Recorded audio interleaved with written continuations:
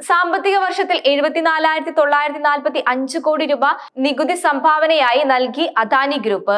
മുൻ വർഷത്തേക്കാൾ 29% കൂടുതലാണിത്.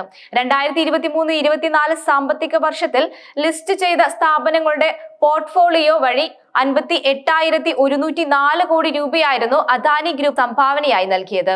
74,945 കോടിയുടെ മൊത്തം നികുതിയിൽ നേരിട്ടുള്ള നികുതി 28,720 കോടിയും പരോക്ഷ നികുതി 45,407 കോടിയും മറ്റു നികുതികൾ 818 കോടി എന്നിങ്ങനെയാണ്.